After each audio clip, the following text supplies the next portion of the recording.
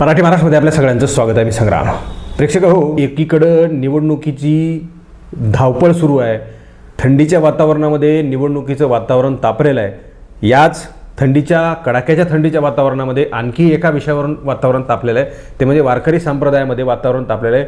इकडं इंदोरीकरांच्या स्टेटमेंटमुळं आणि त्यांना होत असलेल्या ट्रोलिंगमुळं, त्यांच्या भूमिकेमुळं पुन्हा एकदा वातावरण वारकरी संप्रदायामधलं गरम झालेलं आहे. समाजामधलं वातावरण गरम झालेलं आहे. कडाक्याची थंडी आहे. एकीकडं स्थानिक स्वराज्य संस्थेच्या निवडणूक आहे, तर दुसरीकडं अशा प्रकारच्या वारकरी संप्रदायामधल्या व्यक्तीनं भूमिका घेतल्यानं, ते ट्रोलिंग होत असल्यानं, त्यांच्या वक्तव्यामुळं काही गोष्टीनं वातावरण तापलेलं आहे.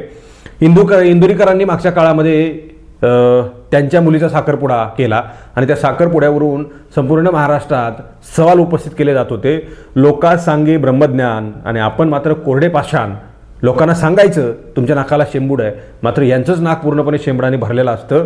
अशा विविध प्रकारच्या कॉमेंट, ही साधी कॉमेंट तुम्हाला मी सांगितली, मात्र याच्याहीपेक्षा खालच्या स्तराला जाऊन लोकांनी इंदोरीकरांवर टीका केलेली आहे. ती मी या ठिकाणी बोलून दाखवू शकत नाही, कारण इंदोरीकरांचं त्याच पद्धतीचं स्टेटमेंट, त्याच पद्धतीची भूमिका आहे. पुन्हा दुसरी भूमिका त्यांनी घेतली. पहिली भूमिका काय होती की आता लोकांनी मला फार ट्रोल केलं आहे, 30 वर्षाची सेवा आहे, लोकांच्या शिव्या खाल्ल्या, मात्र आता मी फार कदरलो आहे, माझ्या घरादारापर्यंत येत आहे, माझ्या मुलांपर्यंत येत आहे आणि म्हणून मी आता फेटा ठेवतो, कीर्तन बंद करतोय, असं इंदोरीकरांचं म्हणणं होतं. आणि त्याच्यानंतर इंदोरीकर प्रचंड महाराष्ट्रामध्ये ट्रोल झाले. इंदोरीकर ट्रोल झाले म्हणजे रस्सी जल गई मात्र बल नाही गया, असं म्हणण्याप्रमाणे इंदोरीकरांची सवय गेलेली नाही. ते अजूनही त्याच मार्गाने चालणार आहेत. आता दुसरी भूमिका त्यांनी घेतली. आजपर्यंत आलो, आता 30 वर्ष शिव्या खाल्ल्या, आता इथून पुढे सहन करू, मुलीचं लग्नही दणक्यात करू, अशा प्रकारची भूमिका इंदोरीकरांनी घेतली. म्हणजे इंदोरीकर डबल ढोलकी माणूस आहे, इंदोरीकर बंडलबाज माणूस आहे, इंदोरीकर हे तत्वहीन आहेत, कुठल्याही प्रकारच्या तत्वावर ते चालत नाहीत. त्यांची जी भूमिका आहे त्या भूमिकेपासून तात्काळ युटर्न घेऊन त्यांनी असं म्हटलं की आता बघा मी मुलीचं लग्न कशा थाटामाटामध्ये करतो. इंदोरीकरांना मला विनंती करायची आहे, आवाहन करायचं आहे, इंदोरीकर तुम्ही वारकरी संप्रदायामध्ये आहात, मात्र तुकोबांचे विचार तुम्ही किती प्रमाणामध्ये सांगतात आणि रस्त्यामध्ये घडलेल्या प्रसंगावर किती कीर्तन सांगतात, यावर जर मूल्यमापन केलं ना तर तुम्ही वारकरी संप्रदायामध्ये शून्याच्या यादीमध्ये याल. असो, या सगळ्या गोष्टी आहेतच, बोलण्यासारखं भरपूर आहे. मात्र तुम्हाला 2 गोष्टींमध्ये या ठिकाणी सांगतो. मराठी महाराष्ट्राने एक बाईट केली होती जिजाऊ ब्रिगेडच्या पदाधिकाऱ्यांची, माधुरीताई घुमरे. त्यांनी काल सवाल उपस्थित केला होता, तुम्ही आता मुलीचं लग्न साध्या पद्धतीने करा आणि त्याच्यानंतर लोकांना दाखवून द्या की मी बोलतो तसं वागतो, मी तत्वज्ञानी आहे, मी तत्वावर चालणारा माणूस आहे, मी संतांच्या भूमिकेवर चालणारा माणूस आहे आणि म्हणून मी आता ह्या सगळ्या गोष्टी करतोय, मी लग्न साध्या पद्धतीने करतोय, जो लग्नाचा खर्च होईल तो अनाथांना देतोय, इकडं शासनाच्या मदत कक्षाला देतोय, अशी भूमिका तुम्ही घ्यायला हवी होती, अशी मागणी त्या ठिकाणी माधुरीताई घुमरे यांनी घेतली होती. त्यानंतर तुम्ही मात्र भलतंच केलंय, उलटच केलंय. तुम्ही आता म्हणाले की मुलीचं लग्न फार थाटामाटामध्ये करतो, काही हरकत नाही, आमचं काही म्हणणं नाही आहे आणि तुम्हाला आम्ही कधी म्हटलोच नाही तुमच्या लेकरांची साधी लग्न करा, मात्र तुम्ही लोकांना, सगळ्या लोकांना उपदेश देत फिरताय, लोकांवर टवाळ्या करताय, लोकांची टिंगल उडवताय, लोकांचा अपमान करताय, त्या मुलींचा अपमान करताय, महिलांचा अपमान करताय, हातवारे करून माईक कुठं घालायचे अशा प्रकारच्या काय तुम्ही टिंगल करताय आणि पुन्हा तुमच्यावर आल्यानंतर ह्या सगळ्या गोष्टी तुम्हाला फार त्रासदायक ठरल्या. 2 दिवसांनी तुम्हाला असं कळलं की अरे बा, हे सगळं आपल्या आणखी लग्नाच्या गोष्टीमध्ये तिथे त्या ठिकाणी फार अंगलट येऊ शकतं, लग्न तर आपल्याला दणक्यात करायचं आहे, आपण बोलतो त्याच्या उलट आणि विरुद्ध दिशेने वागतो, हे त्यांना जाणीव झालं आणि त्याच्यानंतर त्यांना वाटलं की अरे बापरे, लग्न जर आपण थाटात केलो तर लोक आपल्याला रस्त्याने फिरू देणार नाहीत, म्हणून आजच सांगून टाकायचं की मी पुढचं लग्न हे थाटामाटात करणार आहे. मात्र तुम्ही लग्न जरी केलं तर ज्या पद्धतीने तुम्ही आता ट्रोल झाला त्याच्या जास्त पटीने तुम्ही त्या ठिकाणी ट्रोल व्हाल, कारण तुम्ही तत्वज्ञानी नाहीत, तुम्ही तत्वावर चालत नाहीत, म्हणून तुम्हाला येणाऱ्या काळामध्ये ट्रोल केलं जाईल. ह्या सगळ्या गोष्टी तुम्हाला कळल्या पाहिजेत, यासाठी हा रिपोर्ट या ठिकाणी मी सादर करतोय. आणि आणखी एक महत्त्वाची गोष्ट, या गोष्टीला फार महत्त्व आहे. वारकरी संप्रदायामध्ये नारदाच्या गादीवर राहून, टाळ चिपळ्या हातामध्ये घेऊन, विणा हातामध्ये घेऊन कीर्तन करणाऱ्या अनेक लिंगपिसाट महाराजांनी वारकरी संप्रदाय कलंकित केलेला आहे. बुवा खाडे असेल, मुडेकर असेल, इकडं हा कालचा मराठी महाराष्ट्रानं नामदेव शेकटेकर असेल, किंवा मग आणखी एक नावं तुम्हाला या ठिकाणी मी महाराज दाखवतोय, त्याचे काळे कारनामे सध्या बाहेर आलेले आहेत.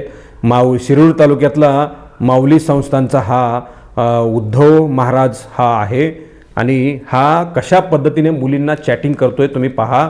अशा लिंगपिसाट वारकरी संप्रदायाची बदनामी करणाऱ्या महाराजांवर तोंड उचकटायला इंदोरीकर कधीही पुढे आलेले नाहीत. त्यांना अशा प्रकारे खिल्ली उडवून पैसे कमवायला फार मस्त वाटतं, पब्लिसिटी कमवायला फार मस्त वाटतं. वारकरी संप्रदाय रसातळाला जातोय.